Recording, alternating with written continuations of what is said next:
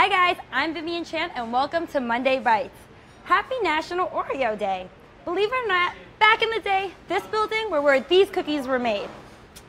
And you know what? I've searched, it's one of my favorite cookies, but I've searched all over foodnetwork.com to pick my top 3 recipes to share with you today to celebrate this memorable birthday. Can you guess how old this famous cookie is? Well, believe it or not, Kim, our lovely person, my lovely person, she put all these cookies beautifully in this jar, and this, if you can guess how many cookies are in here, that's how old this cookie is. Another question I wanted to, we will reveal the answer later. We're not just going to leave you hanging because that's just rude. Another question I have for you guys, how do you eat your cookie? Are you a dunker or are you just a straight eater? I didn't actually eat the cookie. And there are plenty of cookies all over the market. If you are a classic cookie or a golden cookie, cookies for limited edition, seasonal, there's a cookie out there for you, like plenty of fish in the sea, believe it or not. The first recipe that I'm going to share with you today is a delicious layered cake. I love cookies and cream cake, and I love cookies and cream and cake, and all together this is just a happy little marriage. I have a layered cake here. There is cake, a layer of crushed cookies, cake, vanilla frosting, and I'm just putting my finishing touches of sticking the sides with more cookie. It does get a little messy, but you get to eat the cookie. We're going to put this aside because we're going to celebrate and we're going to sing happy birthday to the cookie later. So let this hang here. I want to show you my second, whoopsie, I got cookie everywhere. My second favorite cookie treat is a fried Oreo. Hello, what's not to love? I grew up in Brooklyn, as many of you know by now. And in the summer times, there was this 18th Avenue street fair. It was fantastic. We would have a sausage and pepper roll, and we would chase it with a greasy bag of fried Oreos covered in confectioner sugar. And today, that's what I wanted to share with you. The recipe is available, so you don't have to write anything down. You're going to use some AP flour, that's all-purpose, some baking powder, this is for leaven, and the most important part is cold club soda. You want it super cold to activate, and the bubbles to activate the baking powder, and it gives it that nice texture. This reminds me of a tempura, but we're not frying vegetables, we're frying cookies, even better. So we're going to do, plop them in. Whoop. I don't want to get my hands all messy. And since we have a little blue theme going, and I do love my glove police people, this is a little homage to you. All right, so you want to have a preheated pot of oil to 375. Coat your cookie. And you can fry any flavor, even the little baby ones. Plop them in. Like so.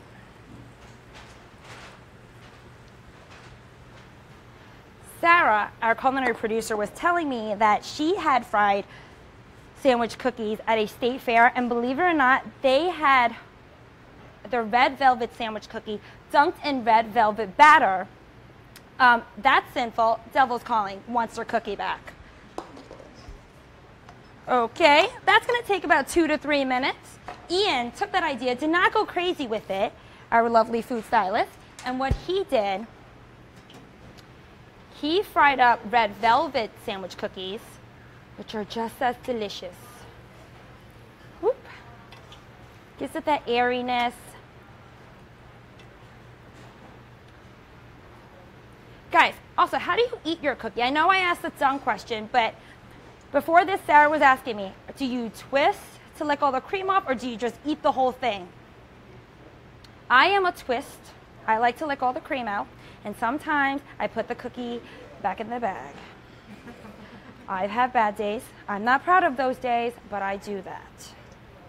My boyfriend loves me for me. All right, that's what you want, nice and golden. You're gonna scoop them out, just like this. Plop them, ooh, so fresh. Pop them over a paper towel lined plate, let those cool. I'm going to top these off with some confectioner sugar. A lot of confectioner sugar. Oh my goodness, look at that. If this isn't good, if this isn't a little piece of heaven, I don't know what is. Summertime in Brooklyn. Okay, I shouldn't leave it on the plate. I should just eat it.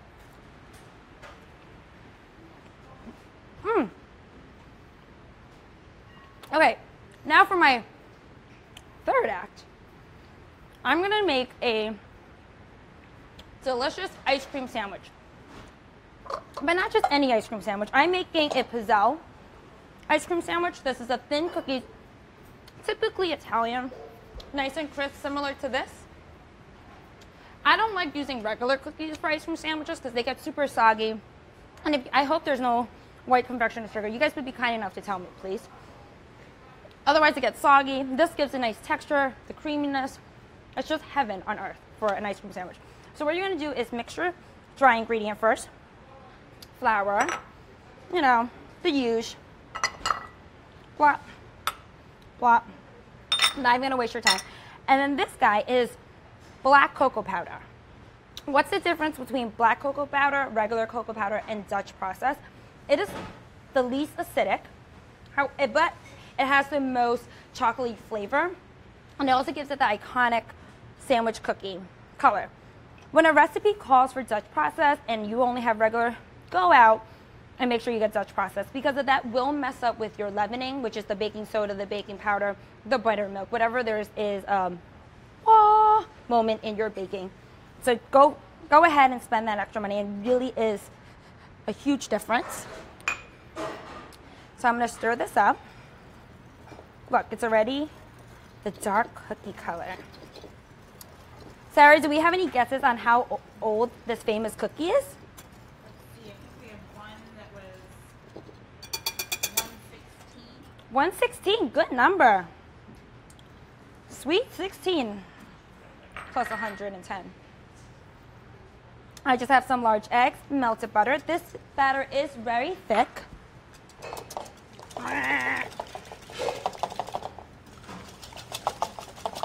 Pour it in. Whisk it together. Oh Lord, I have a lot of dishes today. It's super thick and messy. But you can see the rich color. Oh my goodness. Super rich chocolatey. We have another guess. It's like mud. Narmeen guessed 150. 150. That's a huge anniversary. Lord have mercy. This is a thick batter. You know, just leave it on the whisk. Just leave it on the whisk. We're just gonna go with it. That's what happens when it's live. I'm going to show you what a Pizzelle maker is. Just a thin cookie. If you don't have a Pizzelle maker, which I honestly don't, I only have it here in the kitchen, feel free to use a waffle maker. You will need more batter. And you will have a longer cooking time. Carefully spray this, right? Pop a little amount in the center.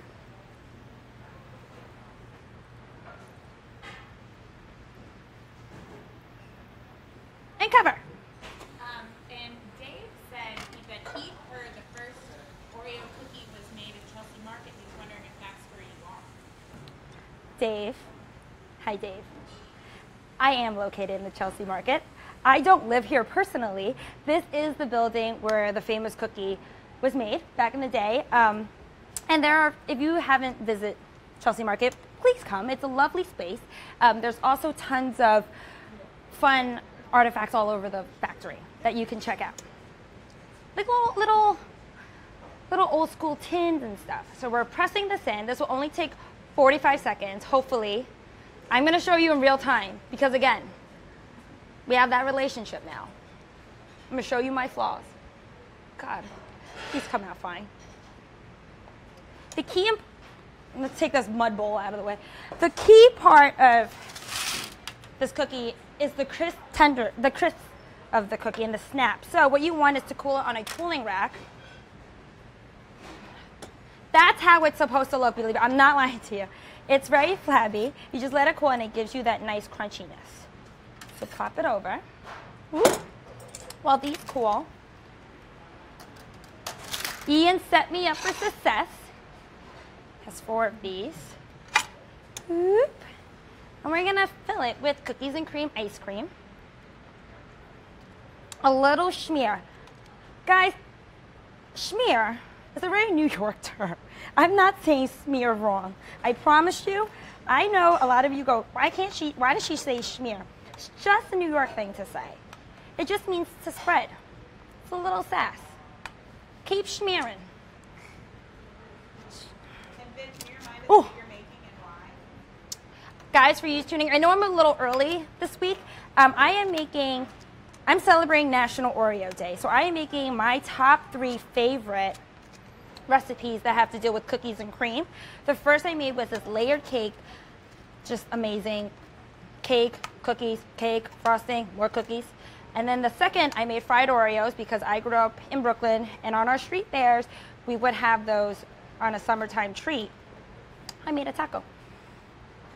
And last but not least, I'm making my interpretation of the best ice cream sandwich, which is this nice crisp tender, not crisp tender, we're not making string beans, crisp cookie with a nice cold filling.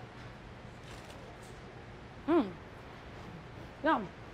But since this is Milk's favorite cookie, and it is Monday Bites, and JP needs his drink, we will be having milk. But JP likes chocolate milk. So we are going to use chocolate liqueur and give him chocolate milk. I hope you guys are inspired to at least have a sandwich cookie of your own. And, oh, Sarah, how old is our lovely cookie? 105. 105. Happy birthday, National Oreo. I hope you have a great birthday until next year. And don't forget, guys, Mondays don't have to bite. Just eat a cookie. Bye, guys.